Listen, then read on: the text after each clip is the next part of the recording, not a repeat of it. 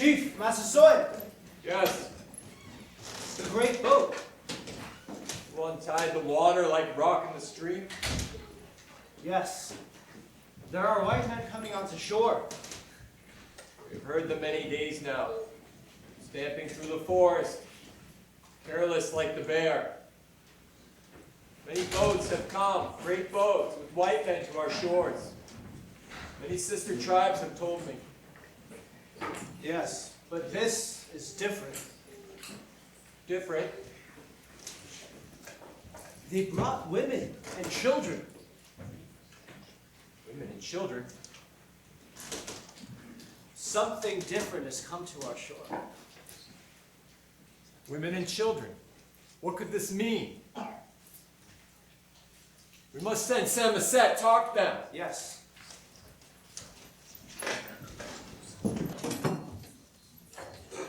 He very boldly came all alone, and along the houses, straight to the common house, where we intercepted him, not suffering him to go in, as undoubtedly he would have, out of his boldness. The words of William Bradford.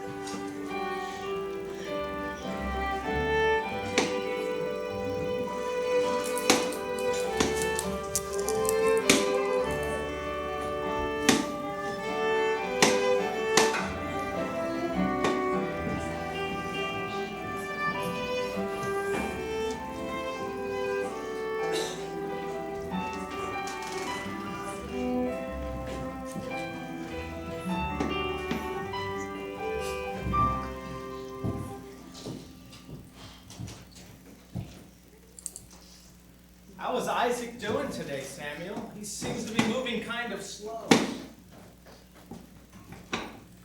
It's his son. He just died from the sickness. Oh, poor Isaac. First his wife, and now his son have died due to this plague. We're poor in numbers. There's not even time to mourn, nor properly bury our own, for fear of the Indians. Oh, to live without fear in this land. A few boys, they sighted some, not too far away, and they raced off, leaving their axes behind. Look! Look! Lord help us! Do I run and tell Master Stead? No, wait. He seems to be alone and unarmed. Well, come. He speaks English! Welcome. How can we help you? I am Samoset. We help you. An Indian who speaks English and he's friendly toward us. This is amazing. Yes. Fishermen, teach me English. And you speak very well. When you come here, to this place, empty. Not always been empty. Before you come, there was great Indian tribe. Sickness, come, plague them. All sick, died. All of them? There is one, his name, to Squantum. He was in another land. When he returned here, he find whole family, all tribe, dead. Oh, we are so sorry. We are very sorry to hear that. His Squantum, he know many things. He teach you. I will send him. I will go now. Please, it's starting to get late. Let us prepare a place for you. Elizabeth, let us get some food together for our friends. Come this way.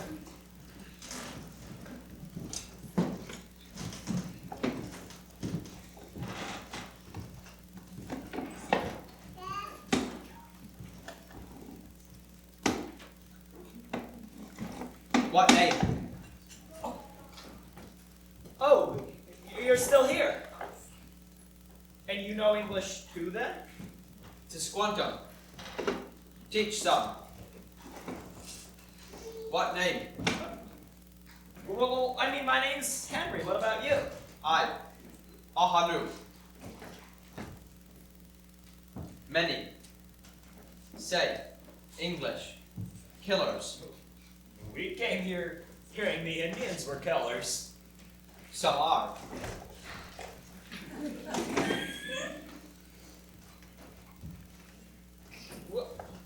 Well, I mean, I guess many English are too. But not you. You different. Us? How are we different? You bring women, children. Ahanu! I go. See you again. Henry. Yes, I'll see you later. Hanu? Teach you fish. Teach you plant. Well, thank you. Thank you, sir. Ahanu!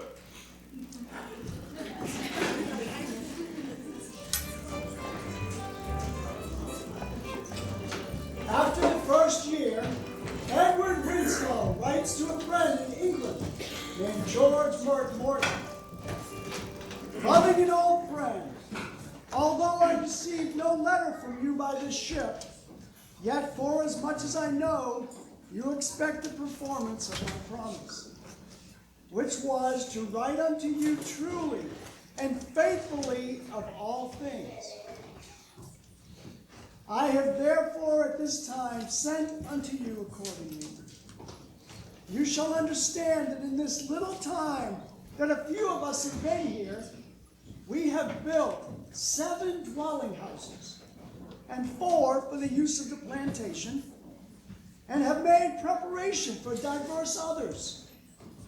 We set the last spring some 20 acres of Indian corn, and sowed some 6 acres of barley and peas, according to the manner of the Indians. Edward Winslow.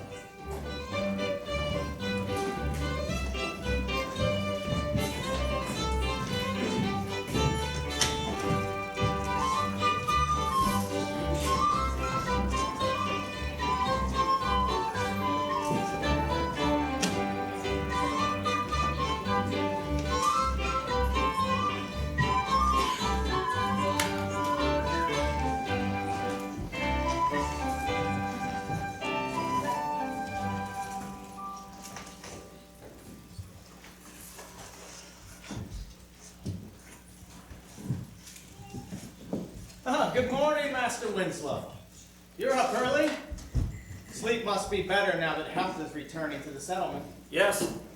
Though I would be more joyous had we still our dear friends here, alive, to see this day. It is so true. It is so true. I noticed you up early at dawn cultivating here in the garden. To be honest with you, I wanted to come join you. You know, I'm still a farmer at heart, you know. My old uncles, they taught me that you have to get up before the birds if you want to have a good harvest. Amazing. Your strength still remains, even after all that we've been through, William. Well, the Almighty has been good to me that I could have my strength. But oh, that if Governor Carver were here to see this beautiful garden that he had begun. Oh, God rest his soul. He would have been so pleased, William, to see how you made our common garden this present reality. It is the centerpiece of our whole plantation. Well, I cannot take too much credit for that. We've had some very valuable help, you know. Very true.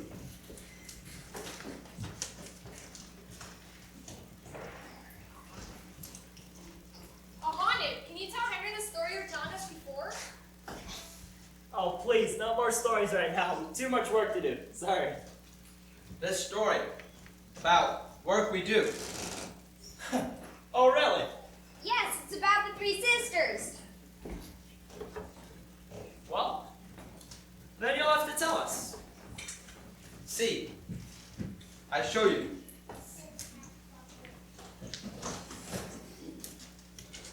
Here. Yes. What are these? 3 sister. Right? corn, bean, squash. You grow them together. Planted this way, they will not only grow better, but they will help their sisters. Corn is the oldest. She grows up for younger sister to climb. Beans gives her sisters food. Squash covers all the ground, protects from weeds, keeps soil damp. Corn. Beans. Squash, three sisters. See, I show you.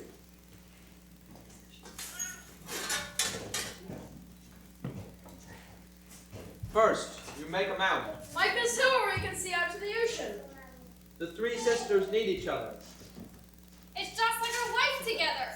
It's like the help you and Squantum are bringing to us.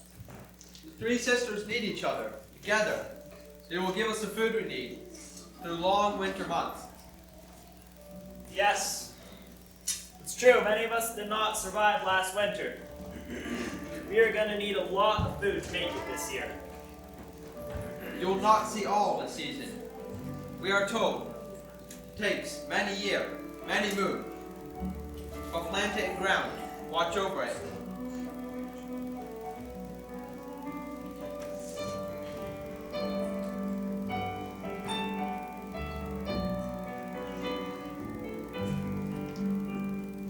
One plant holds up the others, growing straight and tall.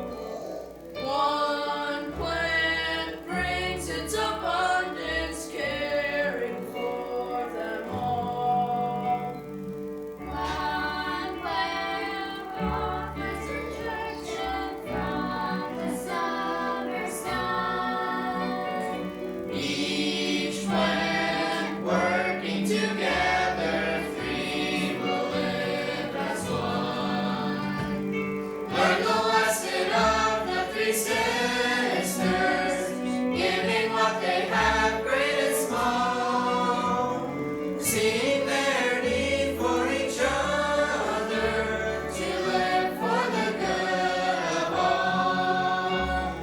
Planted in the ground for tomorrow, watch for it until it grows. One day we will see the harvest when the corn wind blows. When the corn wind blows.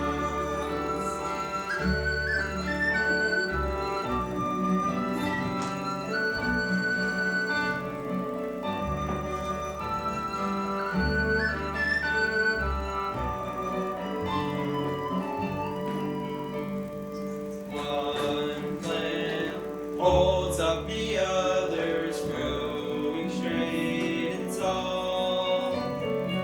One plant brings its abundance, caring for them all. One plant offers protection from the summer sun. Each plant working together, three will live as one.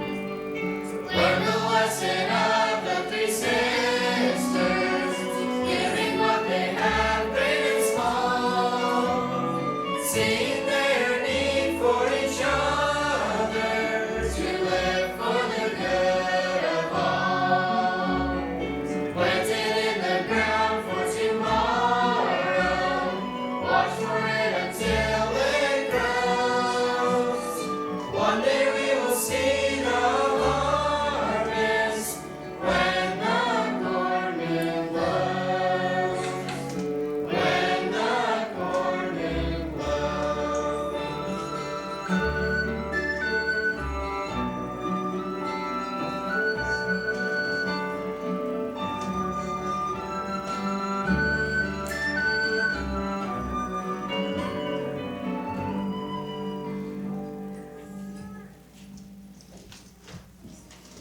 Well, all of the men and some of the women have worked here in our common garden. It's almost as fair as Eden. Not true. Soon we will partake of the bounty of our harvest. Look, Winslow, look! Some of the first fruits are coming in already. Wonderful. But, Bradford, where are the other men? We need a lot of help out here, and they should have been here by now. Well, it's been very hard for them to keep up this pace day after day, with the sorrow of much death. Governor Carver, he didn't want to put too much on the men. They work when they can, and the women, Well, hopefully, through the warm summer, we can recover. And our strength and our zeal can be renewed to continue to build this good land that the Almighty has given us as the primitive church together. Working in common, we can accomplish much in a short time. That's right, Master Winslow. We must not lose sight of our goal. Master Bradford, Yes, Elizabeth? What is it? I've been thinking about something, and I'm wondering what your opinion would be. Okay, well, what is it? Well, I've been considering the native peoples and how much help they've been to us. We wouldn't have survived on our own without their help. And I thought we should do something for them and to acknowledge our Creator who's provided such things for us. That sounds very good. What should we do? Well, some of the women and I have been talking, and we thought when the harvest comes in, we could prepare a feast and invite the natives as our honored guests. Huh! What a capital idea! That's right. We're going to have a good harvest, and there'll be much to do, much preparations to be had. Wonderful, sir. I will tell the others. And you, children, what do you think about having a great feast after the harvest time? That sounds grand. I will go tell Father.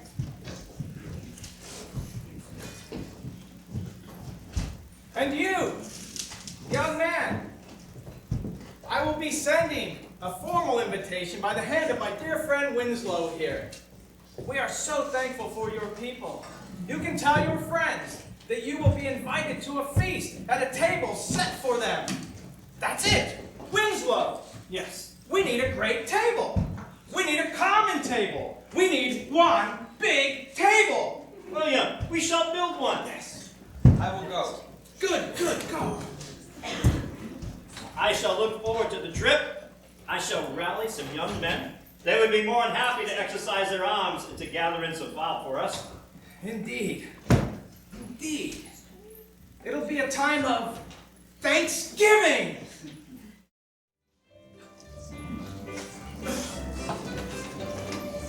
Our harvest being gotten in, our governor sent 4 men on fowling, so that we might after a special manner rejoice together, after we had gathered the fruits of our labors.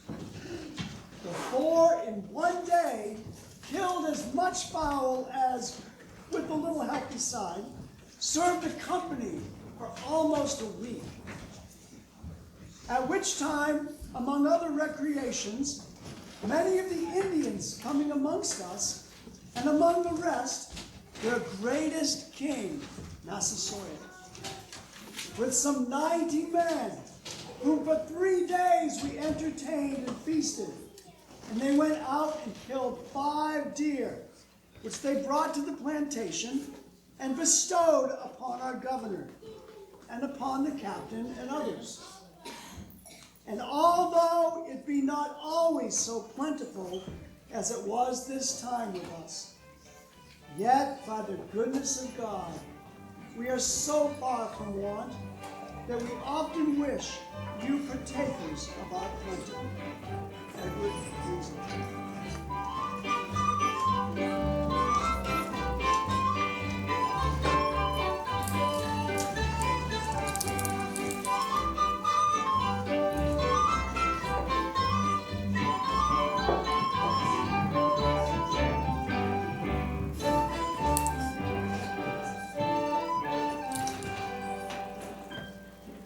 Well, the peas aren't anything to speak of, but we do have a good amount of squash. And plenty of maize. It'll have to do. We'll try again next year. Isaac, how are the other preparations going? The men are almost finished dressing some duck. Oh, that is wonderful. We're going to need much food for our friends that are coming. Let us set up this common table. William, this was such a wonderful idea to have this large common table. There seems to be no end to it. But I'm not sure how we will all fit. Well, we will fit as many as can, and we'll squeeze together really tight. Remember, Winslow, where the coals are together, the fire is warm. So remember that.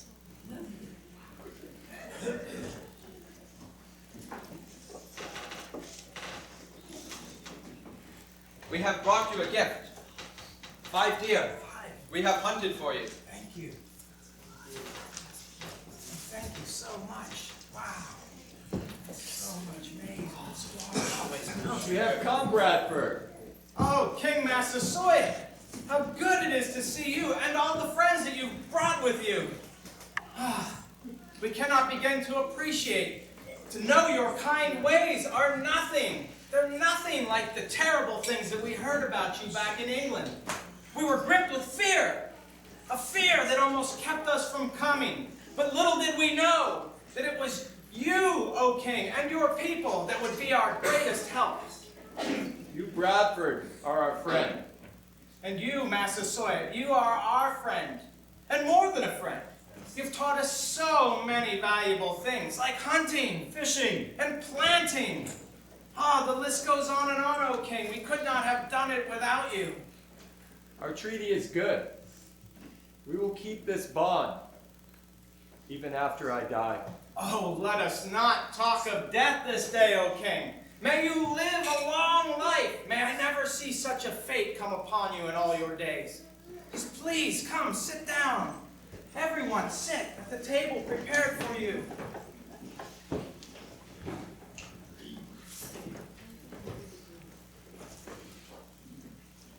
O King, I remember the first time you came to our settlement. It was a sign of peace treaty. It is a memory that I will carry with me for all of my days. I will cherish it in my heart.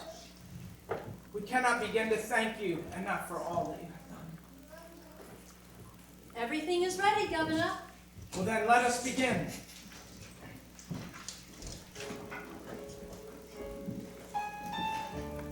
And before we begin, I have a few things that I would like to share with you all.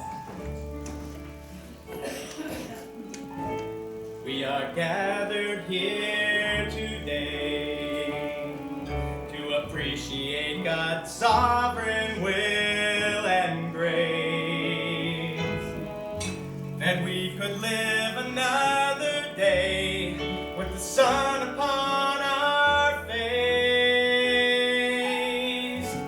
Though we face so many fears and the suffering that it took to bring us here, but there's thanksgiving for this year and this thought that brings me cheer. Do you think that we could share each day this one big table, bringing everything we have each day to one big table, working side by side to end each day at one big table? Could it ever be? Could it always be this way?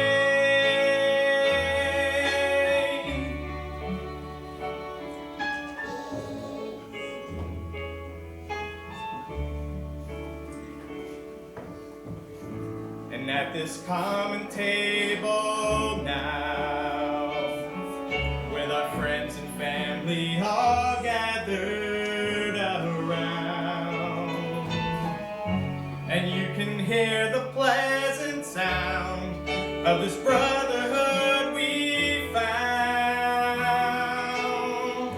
But could we ever find the grace to live as every tribe and every race,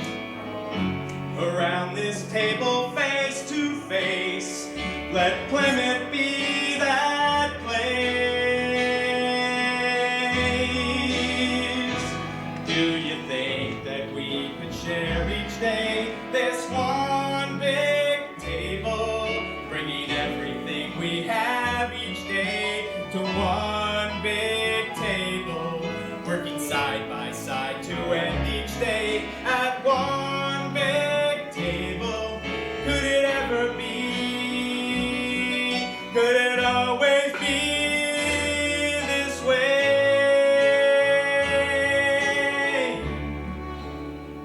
And though this time, however short, may be a time of thanksgiving among us English brothers who endeavor towards the pattern of the primitive church, and to our native friends, may these days only continue.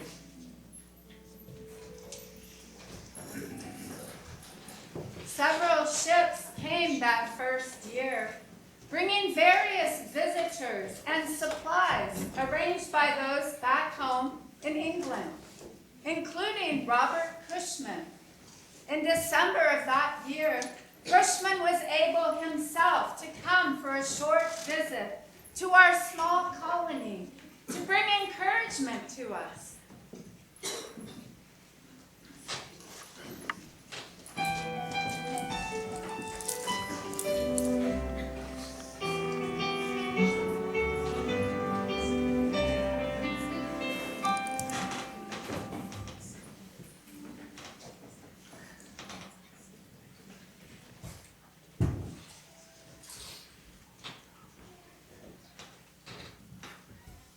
Is that you, Bradford? Still at the plow, I see. Oh, my brother! Oh, how good it is to see your face among us here in this desolate wilderness. I'm so thankful to see you. I would have been here with you the whole time. I hope you know that. I hope you understand. Oh, I know that. Just arranging our trip here and our supplies as they come, it was invaluable to us. We could not have done it without you there in England.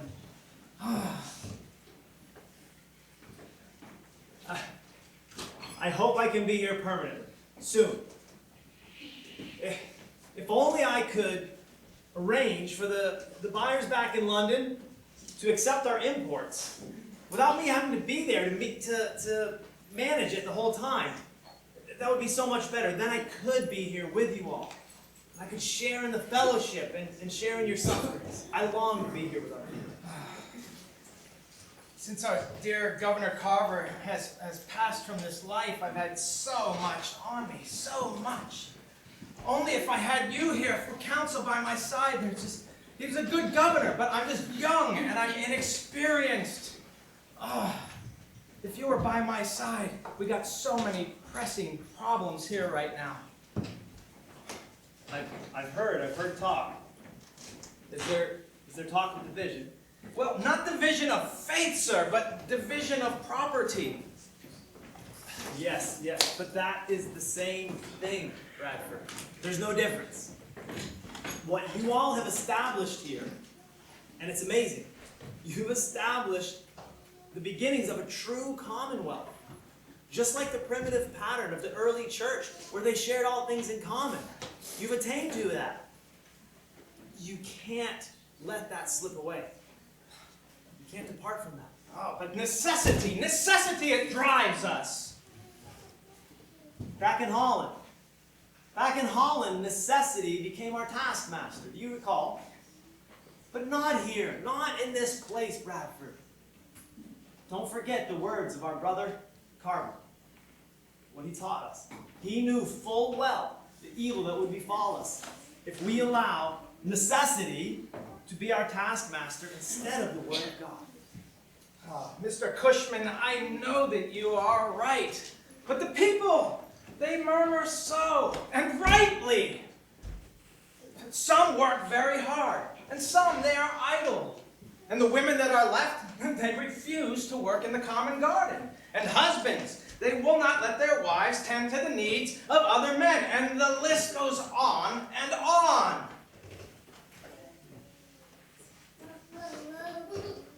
I know I've come to you with this burden. I've heard of your troubles. I know it's been hard. But we can't lose what the Almighty has begun in our midst somehow. You remember the words of scriptures we were taught. I know this understanding is in you as well. Yes, but Bradford, do I sense a wavering in you also? Mr. Cushman, there will be a gathering this evening. You could speak to our people. You could plead with them and give them a sense of Scripture. My labors here have kept me so busy that I haven't been able to be in the Scriptures like I once was. But you can aid me in this. You can speak to our people. I will. Thank you. During the time that the captain was in Manamet, news came to Plymouth that Massasoit was likely to die. Edward Windsor.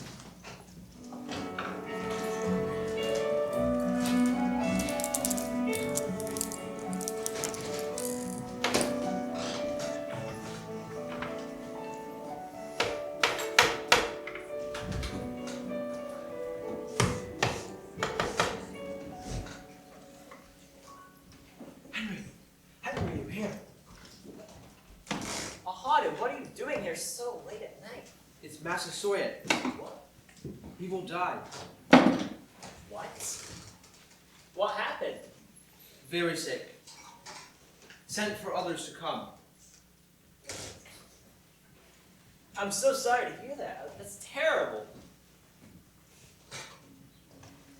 He must not die. If he dies, Ahadu, what happens if he dies? there are whispers. Whispers in the trees. What are you talking about, whispers?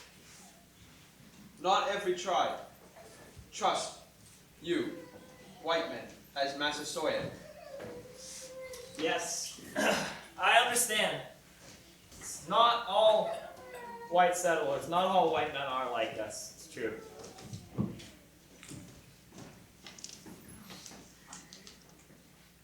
The people that come on the great boat, their heart not the same.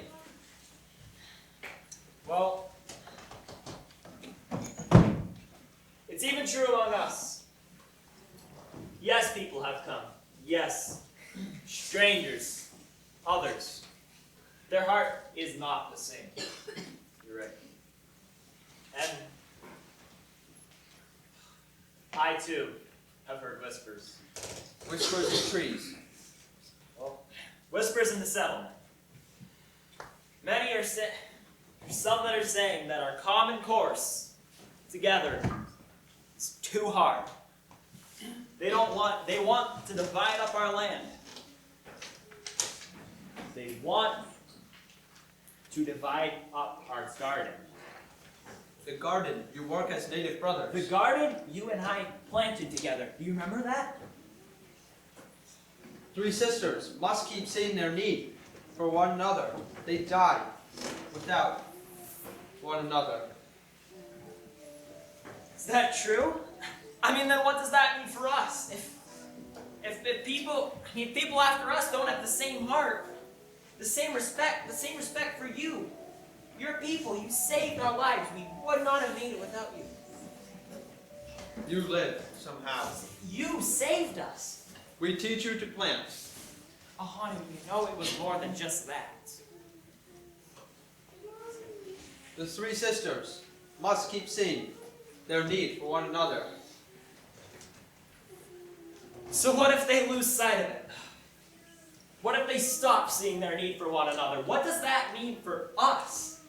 Does that mean you and I are to start fighting? Does that make us enemies?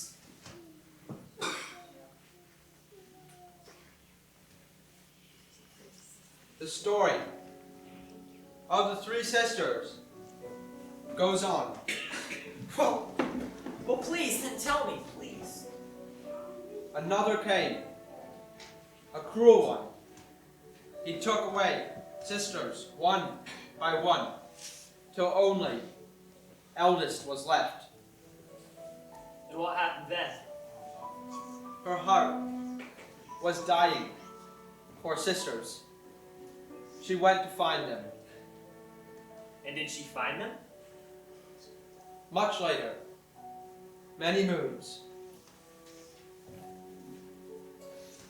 When the corn moon blows? They found a way to be together again.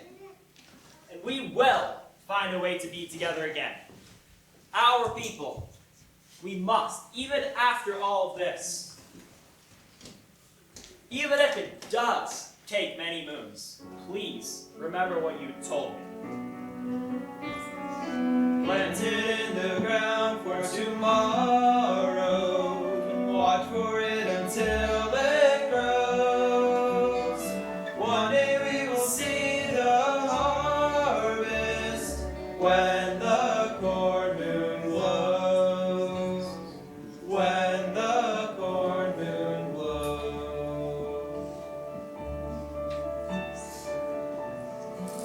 Now it being a commendable manner of the Indians, when any, especially of note, are dangerously sick, for all that profess friendship to them, to visit them in their extremity, either in their persons, or else to send some acceptable persons to them. Therefore it was thought fitting, being a good and noble action, that we have ever professed friendship. So we should now maintain the same by observing this, their custom. To that end, myself having formerly been there, the governor again laid his service on me, and fitted me with some herbs to administer to him, having Hobbamock for our guide. So we set forward.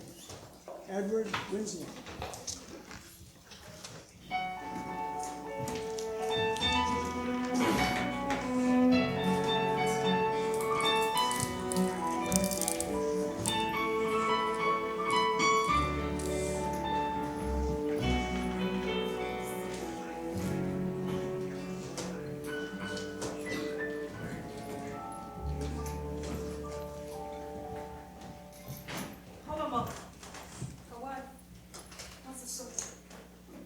We came as soon as we could.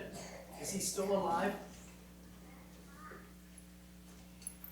Massasoit is not dead, like we heard.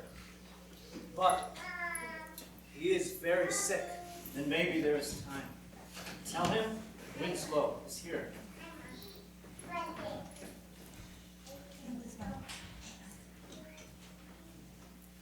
He wants us to come.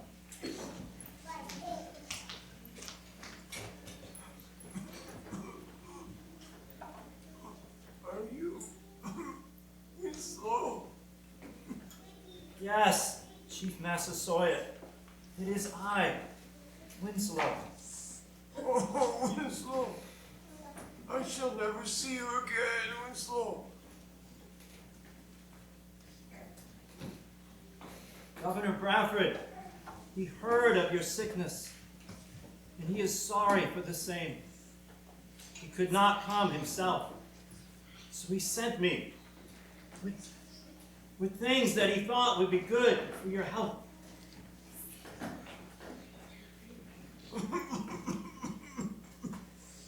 Slow. Give him your medicine.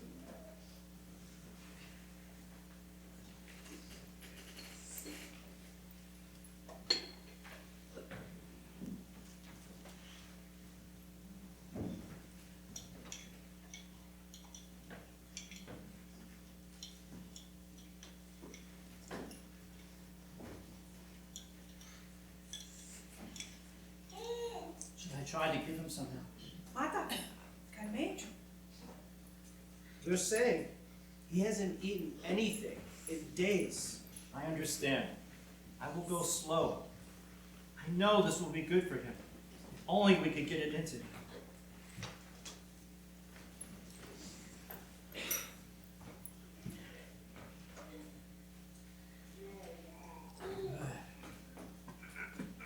Good.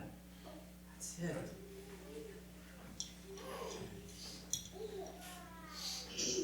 Let's take a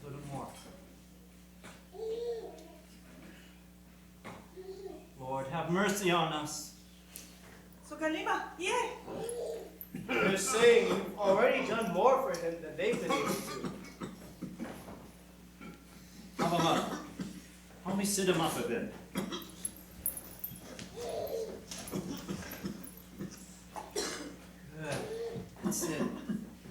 Careful, Massasoit.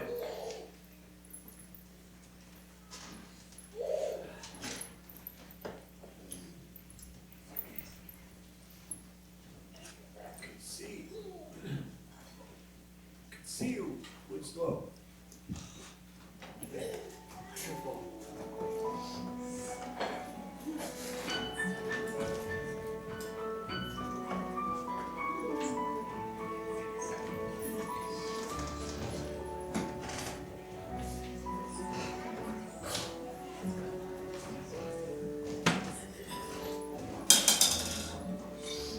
We have found the Indians very faithful in their covenant of peace with us. It hath pleased God so to possess the Indians with love unto us, that not only the greatest king amongst them, called Massasoit, but also all the princes and peoples round about us have been glad of any occasion to make peace with us, so that there is now great peace amongst the Indians themselves, which was not formerly, neither would have been but for us. And we, for our part, walk peaceably and safely in the woods, as in the highways in England. We entertain them often in our houses, and they, as friendly, bestowing their venison on us. Edward Winslow.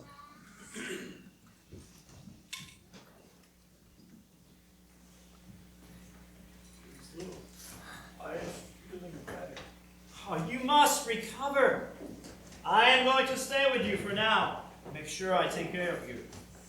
Winslow, before you come, others here. Yes, I saw them. Many gathered when we came. No, different tribe. Say English hollow-hearted. Say if English were my friend, you'd be here. Massasoit, we are so sorry. We came as soon as we were able. But you here, you come. You saved my life. You would. You saved ours. You try and make me hate you. I understand. Now I see. The English are my friend and love me. And as long as I live, I will always remember this kindness you have shown me. Massasoit. Tell your people, I will never, never forget.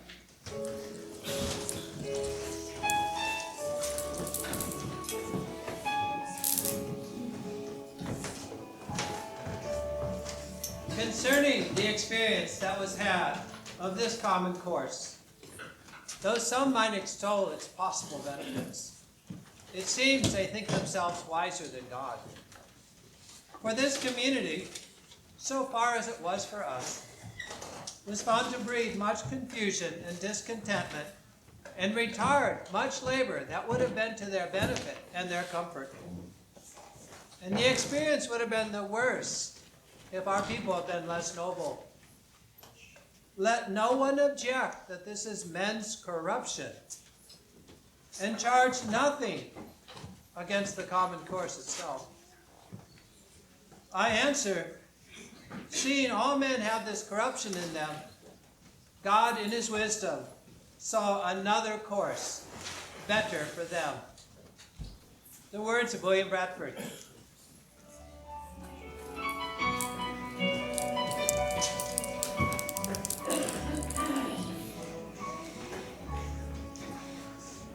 I know, Governor, we've had this discussion over and over, but the facts still remain. You cannot expect a man to work hard without the motivation of personal gain. It is just not possible. The prophesying of our dear Mr. Cushman made it very clear what the Almighty feels about not looking out for our own, but looking out for the needs of others. You remember that, brothers? Surely we remember, but that was almost 2 years ago now, and you don't see Mr. Cushman out hoeing rows for seed in the field, do you? You know, Isaac, that he would be here if he could. Cushman brought many fine words, excellent Bible verses. But honestly, Governor Bradford, they're for us no more than many great laws heaped upon our backs, which we cannot keep. We cannot do it. The standard is too high, the requirements too great. Sirs, I shall always remember the words of our first dear governor while still in Holland. He said that as necessity is a taskmaster over us, having no idea of the greater necessity that would befall us here. We must remain together. Today, our necessity must lead us to divide our parcels and leave to each their own responsibility to stand or fall. And surely we all will stand for our own family's needs. Governor, need I repeat the problems amongst us? For the men who are most able and fit for labor and service complain that they should spend all their time and strength working for other men's wives and children without any recompense. You know, that's right. The strong men have no more in the division of food and clothing than that of the weak and those who can hardly do a quarter of what they can do. This is thought injustice. And the aged, the grayer man, they're ranked and equalized with the younger. Food, clothing, in their labors, they consider it, they think of it some indignity and disrespect unto them. And for men's wives to be commanded to do work for other men, as dressing their meat, washing their clothes, they deem it a kind of slavery. Neither can the husbands endure it much longer. You have said that our slogan must be, all have alike and all do alike. But Bradford, this has greatly diminished the mutual respects that should be preserved amongst us. We have gone over this so many times, so many times. Necessity, necessity. I feel myself alone. But of the words of Mr. Cushman, he predicted the downfall of our movement should we not continue towards the pattern of the primitive church. Just like we set ourselves back in England, do you remember? Yes. But I have heard your contentions, and I see that it is the common will. And so to this, I give way.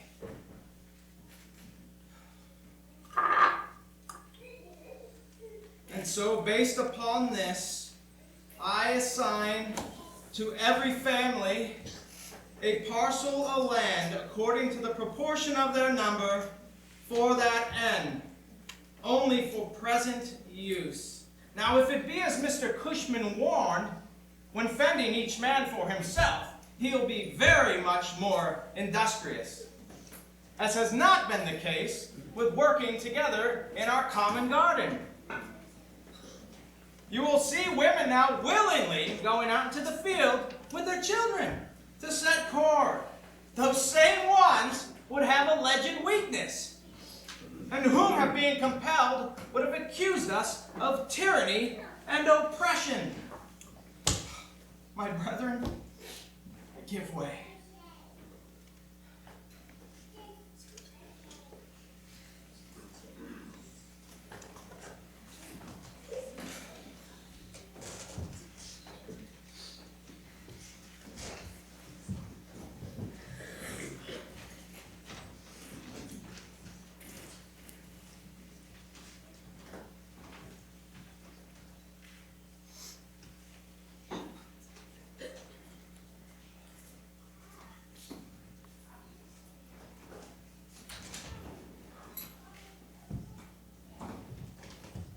Governor Bradford, have the gates of hell prevailed against us?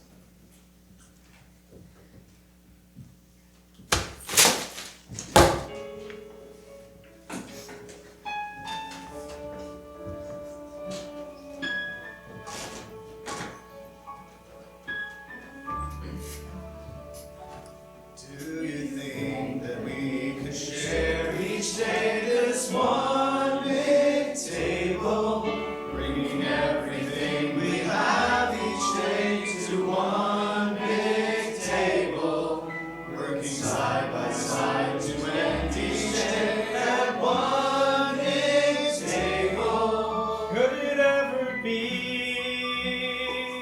Could it always be this way?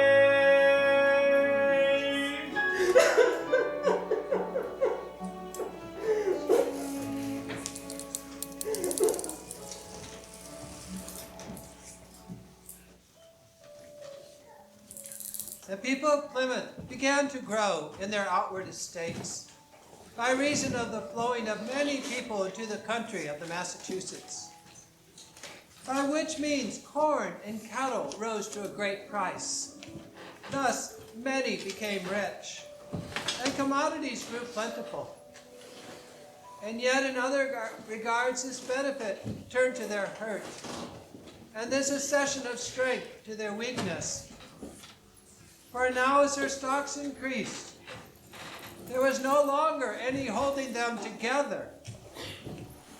But now they must of necessity go to larger properties and have more land for plowing. They could not otherwise keep their many cattle. And no man now thought he could live, except he had lots of cattle and a great deal of ground to keep them, all striving to increase their flocks. Thus they were scattered all over the bay quickly, and the town in which they lived compactly until now was left in a short time almost desolate. But more than this, the church also was divided, and those who had lived so long together in Christian and comfortable fellowship now parted and suffered many divisions. And thus was this poor church left, like an ancient mother, grown old and forsaken of her children, her ancient members being mostly worn away by death, and those later added to them being in other places. And she, like a widow, left only to trust in God. Thus, she that had made many rich became herself poor. The words of Governor William Bradford. My days are almost done. My ink almost spent. But I must write this down while I have my strength, while I have my wits. Oh, if it could only be of the victories that we had won in our achievement of a common course.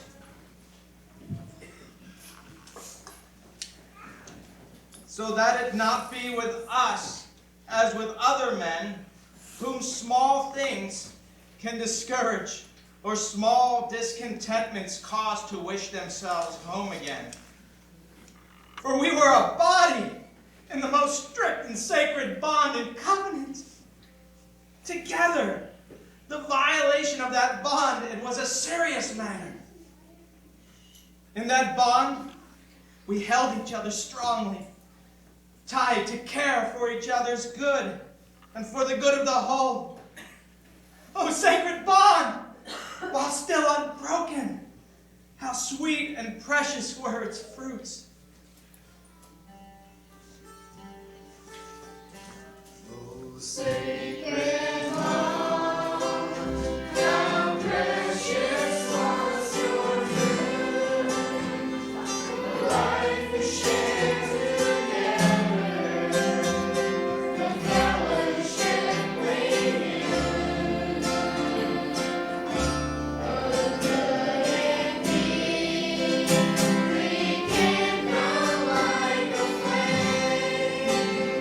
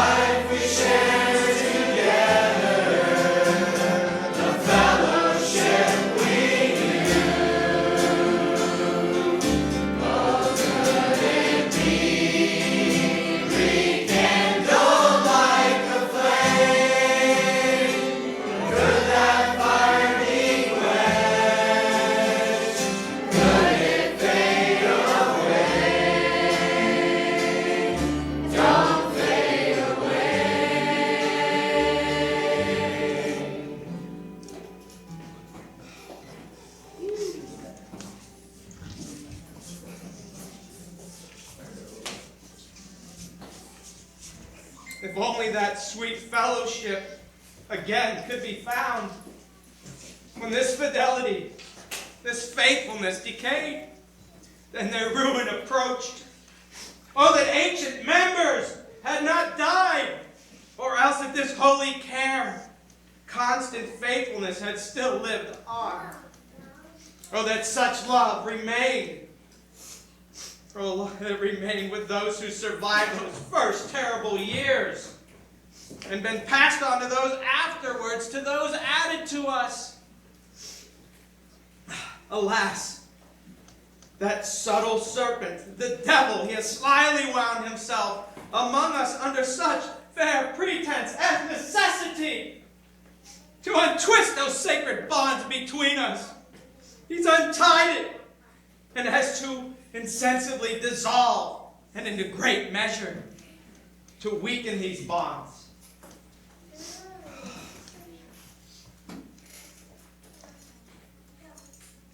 I write this in the ledger. I have been happy in my first times to see and with much comfort to enjoy the blessed fruits of this sweet communion. Now it's part of my misery in old age to find and to feel decay and to suffer the loss of it. With grief and sorrow of heart I lament and I bewail the loss, and it is for the warning of others and their admonition and my own humiliation that I do here note the same.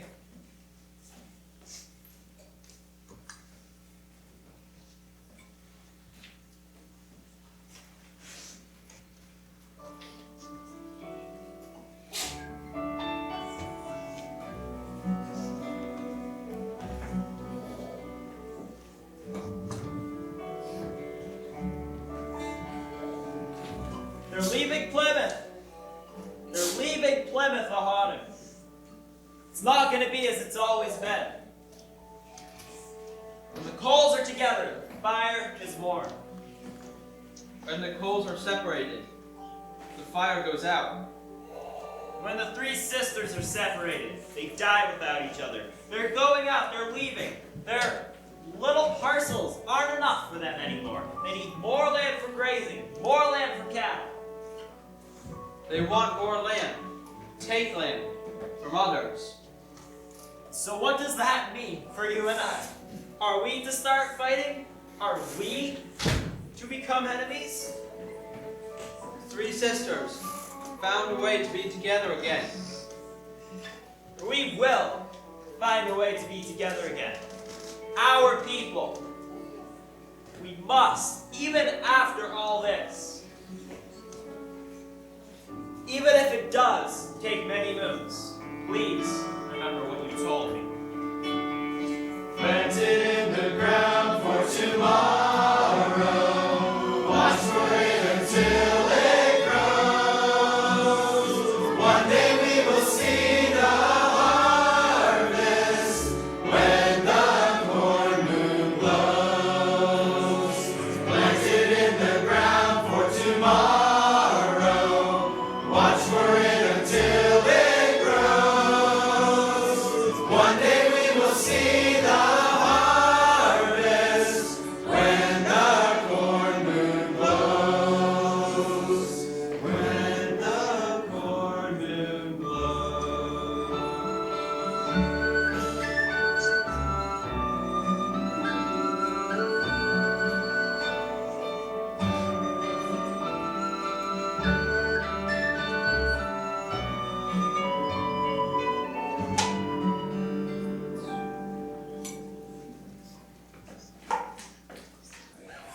Thank you for coming to When the Corn Moon Glows.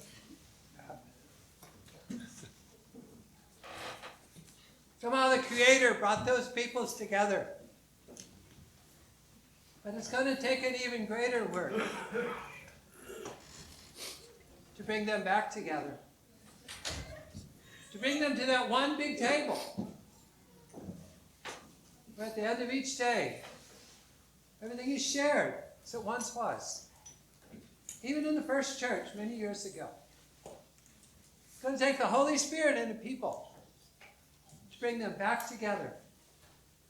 The very evidence of love among a people is their unity. We thank you very much for coming to watch our play. We hope it spoke deeply to your hearts. We're just thankful to live in Plymouth. And we pray that what they came for 401 years ago would be fulfilled. That's why we're here, in the hopes that their lives wouldn't be in vain. Thank you.